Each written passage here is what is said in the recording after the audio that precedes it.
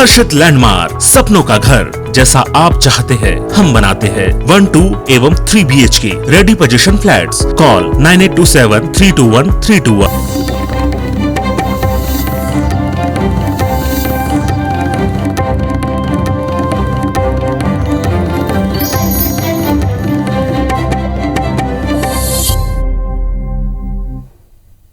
नमस्कार, आप देख रहे हैं IBC 24। मैं हूं आप सभी के साथ रचना नितेश और मध्य प्रदेश की खबरों के इस बुलेटिन में आप सभी का बहुत बहुत स्वागत है। बुलेटिन में सबसे पहले बात उपचुनाव के दंगल की।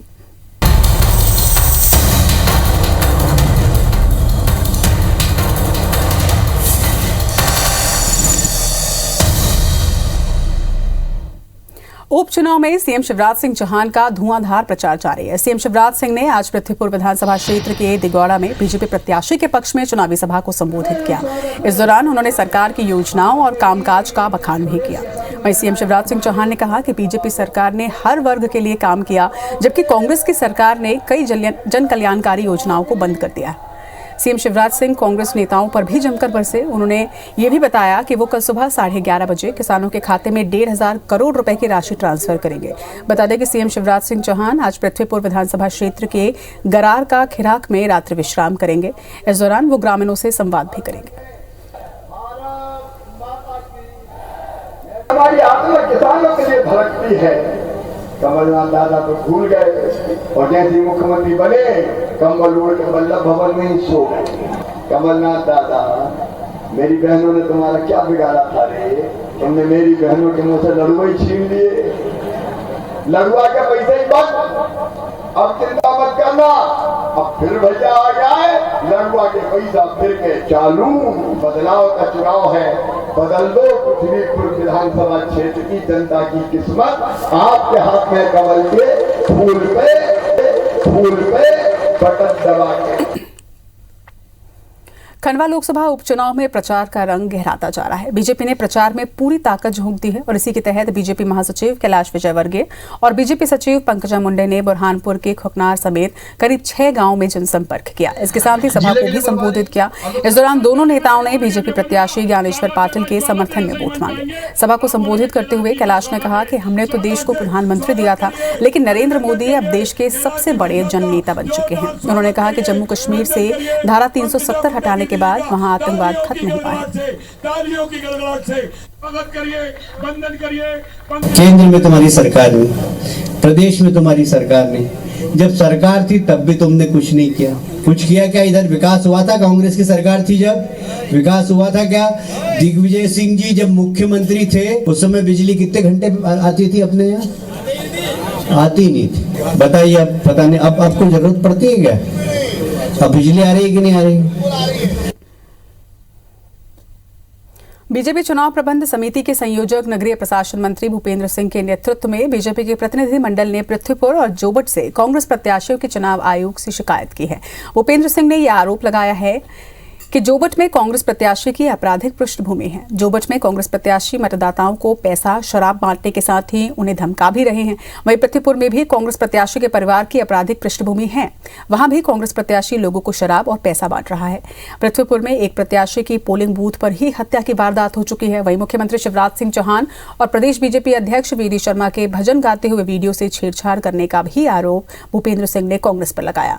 भूपेंद्र सिंह का कहना है कि कांग्रेस नेगेटिव पॉलिटिक्स कर रही है। हमारे नेताओं के भजन गाते वीडियो से कांग्रेस ने छेड़छाड़ किया है और इसकी भी भाजपा निर्वाचन आयोग से शिकायत करेगी।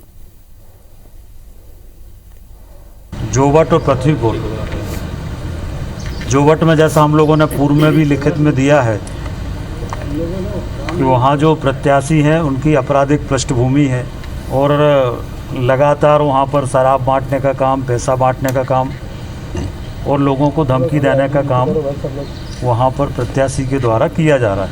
निवेदन किया है कि दोनों स्थानों पर कार्रवाई की जाए।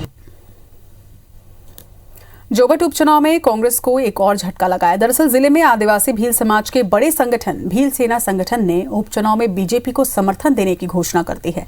भील सेना संगठन के जिला अध्यक्ष छतर सिंह मंडलोई ने आज प्रदेश सरकार के मंत्री महेंद्र सिंह सिसोदिया और प्रदेश प्रवक्ता यशपाल सिंह सिसोदिया की मौजूदगी में ये घोषणा की। आपको बता दें कि 19 अक्टूबर को जोबट विधानसभा दौरे के दौरान मुख्यमंत्री शिवराज सिंह ने भील सेना संगठन के पदाधिकारियों से मुलाकात की थी। वहीं संगठन के पदाधिकारियों ने अपनी मांगे सीएम के सामने रखी थी। मुख्यमंत्री से अपनी मांगों के संबंध में मिले आश्वासन के बाद ही भील सेना संगठन ने उपचुनाव में बीजेपी के प्रत्याशी सुलोचना रावत को अपना समर्थन देने की घोषणा की है। गौरतलब है कि कांग्रेस और भाजपा दोनों ही दलों के प्रत्याशी भिलाला जाति से आते हैं और ऐसे में भील जाति के संगठन का समर्थन भाजपा को मिलना कांग्रेस के लिए उपचुनाव में मुश्किलें खड़ी कर सकता है। महेंद्र सिंह सिसोदिया जी के माध्यम से हमारे मुख्यमंत्री शिवराज सिंह चौहान जी से मिलवाने का अवगत करवाया था। भील सेना संगठन उपचुनाव में बीजेपी प्रत्याशी श्रीमती सुलोचना रावत के पक्ष में पूरा समर्थन दे रहा है।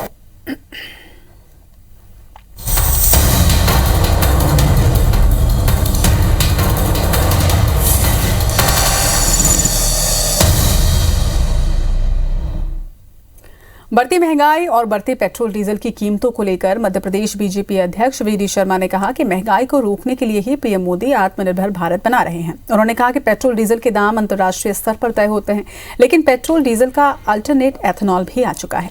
उपचुनाव में कार्यकर्ताओं की मॉनिटरिंग किए जाने को लेकर वीडी शर्मा ने कहा कि ये तो रोजमर्रा का काम है और सबको काम बांटे गए हैं। कौन कहाँ काम कर रहा है, कौन कहाँ पर है, ये जानकारी सभी रखते हैं।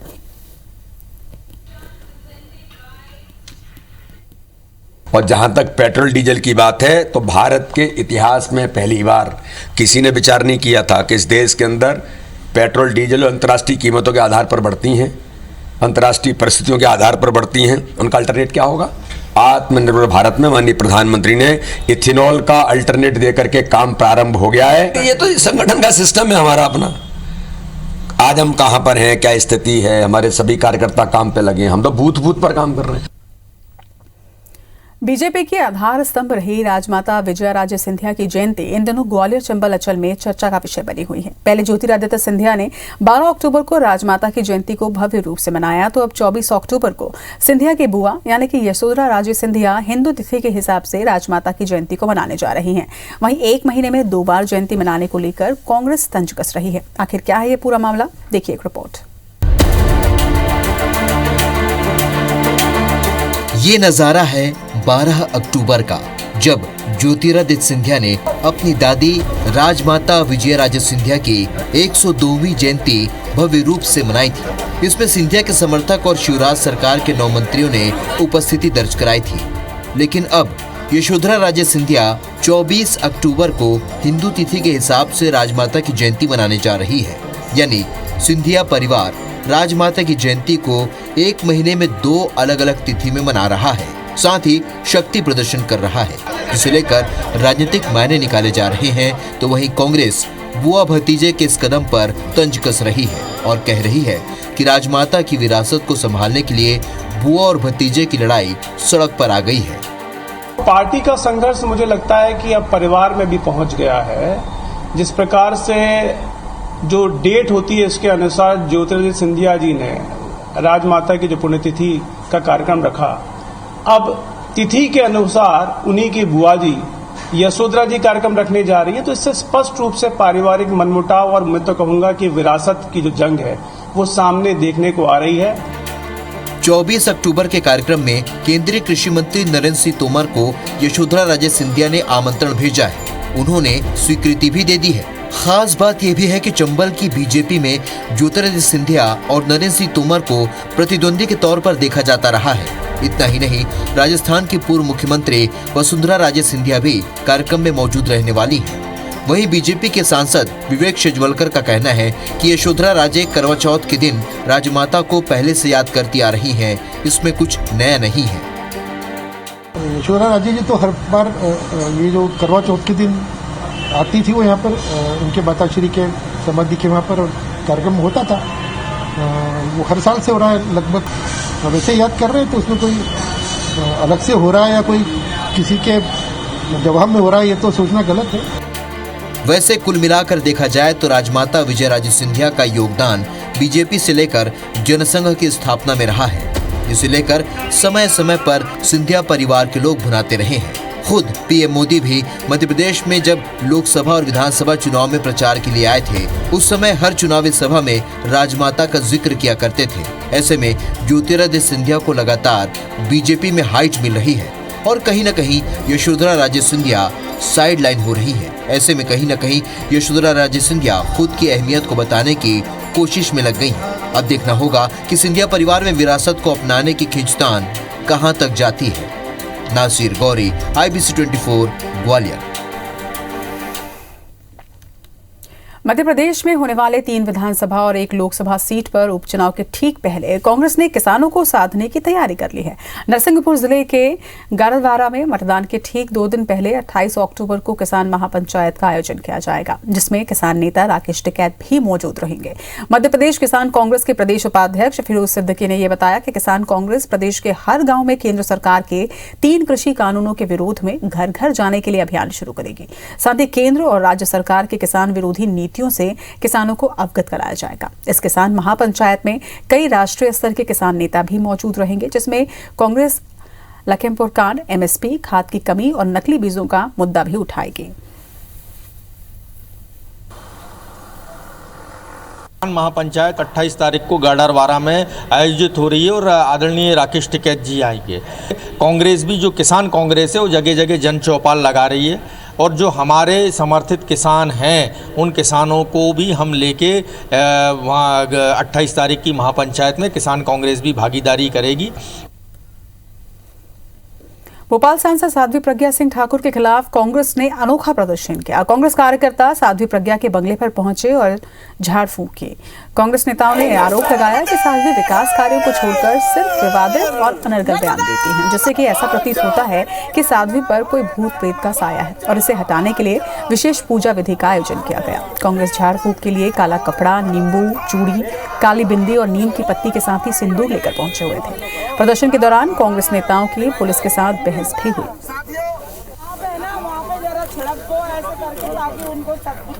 जिस प्रकार से वो लगातार कहीं ना कहीं उल्टे सीधे अनाप शनाप विलाप कर रही हैं, वो सूरपण खा के प्रेत आत्मा अपने शरीर में प्रवेश कर गई है। इसलिए हम लोग ये सब पूजा पाठ करिए, CSP साहब से कहेंगे दरवाजे बांधने जाके, ताकि वो प्रेत आत्मा उनके शरीर से निकल जाए और भोपाल का विकास और जो जैसी सांसद हमने चाही थी भोपाल के लिए, वो सांसद का रूप हमें फिर से देखने को मिले। वीर सावरकर को लेकर हिंदू महासभा ने ग्वालियर की कलेक्ट्रेट पर प्रदर्शन किया। हिंदू महासभा का आरोप है कि देश गुलामी की जंजीरों से आजाद कराने वाले वीर सावरकर की प्रतिमा आज ग्वालियर प्रशासन की तालाबंदी में कैद कर दी गई है। हिंदू महासभा पिछले 2 सालों से वीर सावरकर के कटोरा ताल स्थित स्मारक का ताला खोलने की मांग कर चुकी है, लेकिन स्मारक का काम पूरा हो जाने के बाद भी स्मार्ट सिटी और जिला प्रशासन ने अब तक वीर सावरकर की प्रतिमा और कटोरा ताल पर 3 साल से लगा ताला नहीं खोला है। आज कलेक्टर को दिए ज्ञापन में हिंदू महासभा ने वीर सावरकर की प्रतिमा पर लगा ताला खोलने की मांग करते हुए ये चेतावनी दी कि यदि वीर सावरकर की प्रतिमा को तालाबंदी से मुक्त नहीं किया जाता है तो 28 अक्टूबर को प्रधानमंत्री नरेंद्र मोदी को खून से पत्र लिखा जाएगा। हिंदू महासभा की मांग है कि वीर सावरकर सरोवर जो 3 साल से लगातार इस पर तालाबंदी की गई है उसे खोला जाए। 28 तारीख को हिंदू महासभा हिंदू सभा भवन दौलतगंज में जो है खून से जो है पत्र लिखेगी, जो प्रधानमंत्री को भेजेगी कि प्रधानमंत्री जी सावरकर जी के प्रति ये अपमानजनक स्थिति न बनाएं। मध्य प्रदेश के पूर्व मंत्री और बीजेपी विधायक सुरेंद्र पटवा और उनकी पत्नी मोनिका पटवा के खिलाफ सीबीआई ने धोखाधड़ी समेत अन्य धाराओं में केस दर्ज किया। दोनों पर यह आरोप है कि messrs Patwa automotive private limited Indore के डायरेक्टर रहते हुए 2014 से 2017 के दौरान बैंक ऑफ बड़ौदा के साथ 29 करोड़ 41 लाख रुपए की ठगी की गई है। जांच एजेंसी ने पटवा के भोपाल और इंदौर स्थित परिसरों में शुक्रवार को तलाशी लेकर धोखाधड़ी से जुड़े दस्तावेज भी बरामद किए हैं। वहीं सीबीआई ने बैंक ऑफ बड़ौदा इंदौर की शिकायत पर सुरेंद्र पटवा और उनकी पत्नी के खिलाफ मामला दर्ज किया है। साथ ही कंपनी के कर्मचारियों को भी आरोपी बनाया है। जरा जानकारी के साथ हमारे सहयोगी सत्येंद्र हमारे साथ जुड़ रहे हैं। सत्येंद्र, पूर्व मंत्री और उनकी पत्नी पर यह एफआईआर दर्ज की गई है, क्या कुछ है पूरा मामला? देखिए, सीबीआई ने एक बड़ी कार्रवाई करते हुए जो मध्य प्रदेश के सरकार के जो पूर्व मंत्री और वर्तमान विधायक सुरेंद्र पटवा के खिलाफ और उनकी पत्नी के खिलाफ धोखाधड़ी सहित कूट रचित दस्तावेजों सहित अन्य धाराओं में एफआईआर दर्ज की है। दोनों पर आरोप है कि इंदौर में जो message Patwa automotive private limited, जो वर्तमान में भगवती पटवा ऑटोमोटिव इंदौर प्राइवेट के डायरेक्टर रहते हुए, इन्होंने बैंक ऑफ बड़ौदा के साथ 29 करोड़ 41 लाख रुपए की ठगी की है। जब इस ठगी का खुलासा हुआ तो जो आरबीआई है, आरबीआई ने इस जालसाजी की सूचना सीबीआई को दी थी। इसके बाद जांच के बाद ये सीबीआई ने इनके खिलाफ ये एफआईआर दर्ज की गई है। बताते हैं कि साल 2014 से साल 2017 के दौरान कंपनी ने बैंक ऑफ बड़ौदा के साथ 29 करोड़ 41 लाख रुपए की धोखाधड़ी की है। इनमें कंपनी के आईडीबीआई बैंक के द्वारा जो प्रदान की गई जो उसको कहेंगे ओवर क्रेडिट की जो सुविधा थी, उसको इन्होंने 13 सितंबर 2014 को बैंक ऑफ बड़ौदा के द्वारा 36 करोड़ ऋण की राशि की जो समय अवधि थी उसको बकाया बताते हुए उसका हवाला दिया था और 2 मई 2017 को ये एनपीए भी घोषित कर दिया गया था। उसके बाद ये एफआईआर दर्ज की गई है। सीबीआई ने इसमें सुरेंद्र पटवा, उनकी पत्नी मोनिका पटवा और कंपनी के जो सहकर्मी है एमएस पटवा, उनके साथ एक बैंक कर्मी है लोक सेवक, उनके खिलाफ ये सीबीआई ने एफआईआर दर्ज की है। जी, तमाम जानकारी के लिए आपका बहुत बहुत शुक्रिया सत्येंद्र। चलिए बढ़ेंगे आगे। कटनी से एक बड़ी खबर आपको बता दें। कटनी में चलती कार में आग लगने की घटना सामने आई है। आग से कार जलकर खाक हो गई है। गनीमत रही कि कार में सवार सभी लोग सुरक्षित हैं। कोटला थाना क्षेत्र का ये पूरा मामला बताया जा रहा है। तो कटनी में एक चलती कार में आग लगने की घटना सामने आई है, जिसके बाद आग से जलकर कार पूरी तरह से खाक हो गई। लेकिन गनीमत ये रही कि कार में सवार सभी लोग सुरक्षित हैं। सभी लोग सही समय पर बाहर निकल पाए, जिसकी वजह से वो सुरक्षित है। मगर कार जो है वो आग में जलकर खाक हो गई है। कोटला थाना क्षेत्र का कटनी का ये पूरा मामला बताया जा रहा है।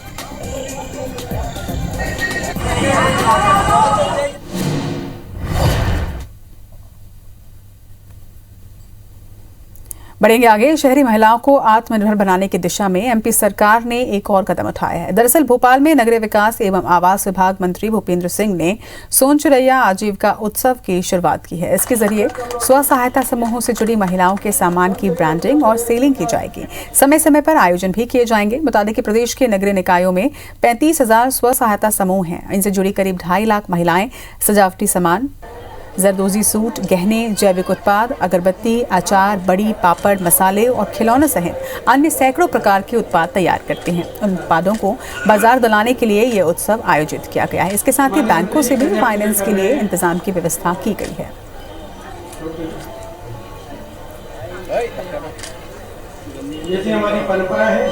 का मिशन के अंतर्गत महिला स्व सहायता समूह बनाकर उनके उत्पाद तैयार करके उनको एक अच्छा मार्केट मिले, उनकी ब्रांडिंग हो, इसलिए ये इस तरह का हाट बाजार का आयोजन किया गया है। सभी महिला बहनों को दुकानें उपलब्ध कराई गई हैं, शुरुआती सहायता उनको उपलब्ध कराई गई है। मुरैना के जौरा कस्बे के रोनीपुरा गांव में केमिकल से दूध बनाकर बेचने का एक मामला सामने आया। खाद्य विभाग की टीम ने डेयरी पर छापा मारकर 115 लीटर आरएम केमिकल के साथ टीन यहां से जब्त किए। डेयरी का सारा सामान जब्त कर दोनों के ही खिलाफ मामला दर्ज किया गया है। वहीं डेयरी को आगे सील कर दिया गया है। आरोपी मिलावटी दूध और घी ग्वालियर और राजस्थान के कई जिलों में बिक्री के लिए भिजवाया करते थे। टीम ने एक बोरी में 7 किलो मिल्क पाउडर, 800 लीटर मिलावटी दूध, 30 किलो मिलावटी घी, 222 लीटर रिफाइंड तेल की टीन भी जब्त की। वहीं टीम ने मिलावटी सामग्रियों के सैंपल भी लिए हैं।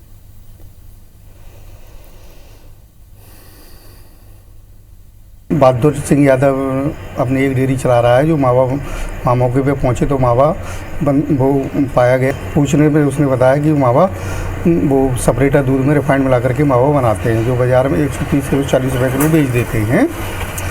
और इसके सैंपल ले लिए गए हैं मावा के और रिफाइंड के, और आरोपी के विरुद्ध एफआईआर दर्ज कराई गई है।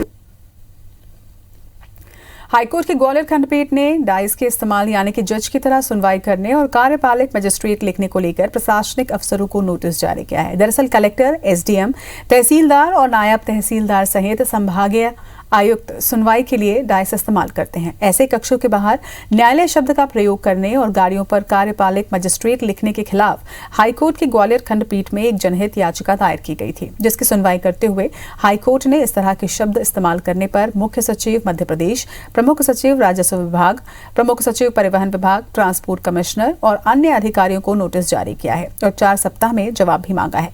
याचिकाकर्ता उमेश बोहरे का कहना है कि डायस का इस्तेमाल केवल जज ही कर सकते हैं, प्रशासनिक अधिकारी नहीं। अगर उन्हें आम लोगों के केसों की सुनवाई करनी है तो वो कुर्सी लगाकर कर सकते हैं, लेकिन डायस का इस्तेमाल नहीं कर सकते। साथ ही कार्यपालक मजिस्ट्रेट नहीं लिख सकते हैं। पूरे मध्य प्रदेश में के कलेक्टर, कमिश्नर, ये सभी लोग टेबल कुर्सी पे बैठ के प्रकरण की सुनवाई करें और जनता से मिलें। डायस का उपयोग नहीं कर सकते। ये केवल जिनको जुडिशियल पावर होते हैं वो ही उपयोग कर सकते हैं। मध्य प्रदेश शासन के प्रमुख सचिव, राजस्व विभाग, परिवहन विभाग, विधि विभाग, कलेक्टर, इन सभी से जवाब मांगा है। 4 सप्ताह के अंदर इनको माननीय उच्च न्यायालय में जवाब पेश करना है। इसी के साथ इस बुलेटिन में फिलहाल इतना ही। नमस्कार।